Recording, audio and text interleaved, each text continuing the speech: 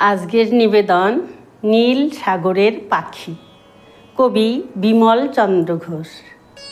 নীল পাখিটা রোজ ভোরবেলা এসে ডাকতো, তার নামটা ঠিক মনে নেই, রোজ ডাকতো।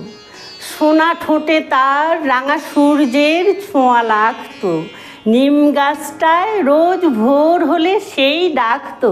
কি যে অদ্ভুত ভালো লাগতো, আহা, কবিতার মতো নামটা তার মনে নেই।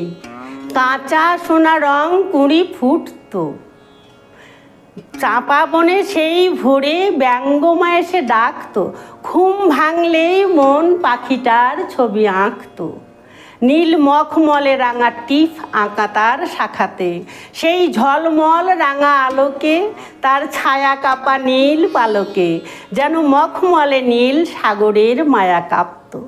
নীল পাখিটা নয় পাড়াগার, নয় শহরের, নয় আকাশের, নয় মরুভূর, নয় পাহাড়ের, নয় এদেশের, নয় বিদেশের। তার ঠিকানাও কেউ জানে না, কারো পিছু ডাক শুনে পাখিটাও পোষ মানে না। তবু ভোরবেলা হলে ডাকতো, ঘুম ভাঙলেই মন পাখিটার ছবি আঁকতো।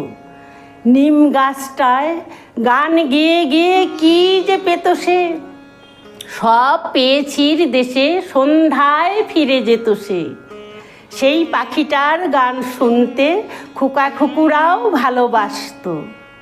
নীল সাগরের ঢেউ গুনতে, রাঙা স্বপ্নের জাল বুনতে, মায়া রাত্রির নীল নিঝুম ঘুম আসতো। পাখি ডাকতো, পাখি ডাকতো, পাখি ডাকতো। নমস্কার।